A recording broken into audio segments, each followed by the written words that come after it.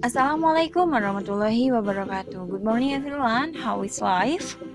I hope that you are all in good condition today. And so, welcome back to our English online class in the second semester. This is our first meeting in this semester, and today we are having a new chapter. The chapter is about news item. The title is Who Was Involved. So, the learning purpose of this chapter is to analyze the social function, the text structure, and the language feature of the news item. Everyone knows what the news item is? Oke, kalau misalnya biasanya kalian dapat berita itu dari mana? Apakah dari TV? Apakah dari aplikasi?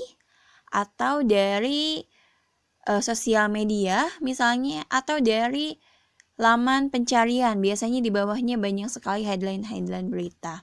Ini contoh-contoh berita yang Miss temukan di sosial media dan di aplikasi kanal berita. So what is news item? News item is a text that tells information of event or newsworthy event of the day to the reader. Jadi, news item itu adalah sebuah teks yang memberitahukan tentang informasi kejadian yang penting pada hari tersebut kepada pembaca. What is the social function of it? Fungsi sosialnya adalah to tell the information of important event or newsworthy event of the day to the readers. Di sana ada kata important event or newsworthy event. Jadi adalah kejadian-kejadian yang penting untuk diberitahukan informasinya kepada pembaca. Kemudian, what are the types of news item?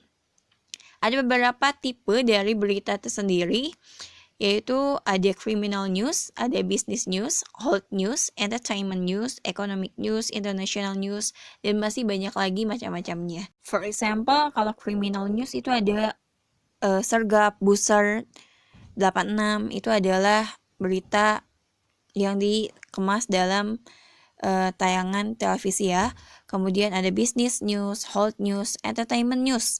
Entertainment news itu biasanya ada berita-berita tentang artis-artis atau tokoh-tokoh terkenal, itu biasanya dikemas dalam entertainment news.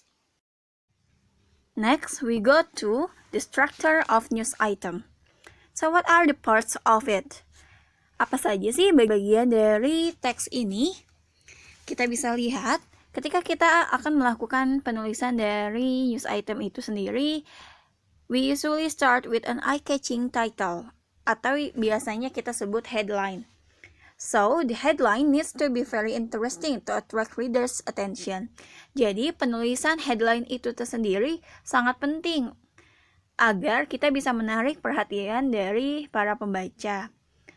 And then, bagian kedua adalah biasanya disebut dengan summary of events, di mana isinya adalah the first paragraph in the news item is called the lead paragraph, which usually contain the detail about who, where, what, and why.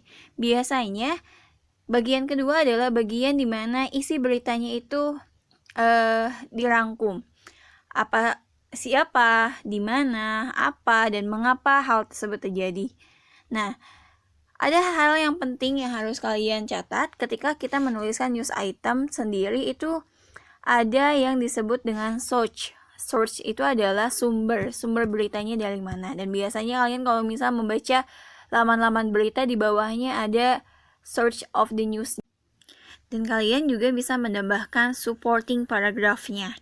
Jadi, di supporting paragraph ini, kalian bisa menjelaskan more detailed information of the summary. Ketika tadi, di lead paragraph-nya hanya menjelaskan siapa, di mana, apa, dan mengapa terjadi, kalian bisa menjelaskannya lebih terinci di bawahnya sebagai supporting paragraph-nya. Gitu ya, itu adalah bagian-bagian dari news item itu. Oke, untuk mengecek pemahaman kalian, kita langsung ke penugasannya.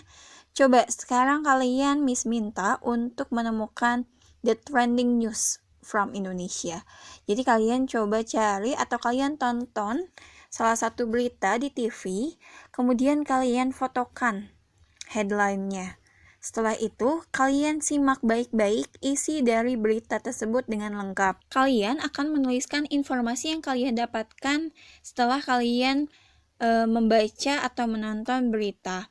Apa saja headline-nya, apakah interesting or smart, kemudian lead paragrafnya apa saja, who, where, what, why, kemudian supporting paragrafnya apa. Kalian bisa pilih satu saja topik beritanya, kemudian kalian tuliskan detail informasi apa saja yang dirangkum di berita tersebut. Kalian bisa tuliskan dalam bahasa Indonesia terlebih dahulu, kemudian kalian akan mencoba untuk menuliskannya dalam bentuk news item dalam bahasa Inggris. Paham ya? Oke, itu adalah materi kita untuk hari ini. So, I think it's enough for today.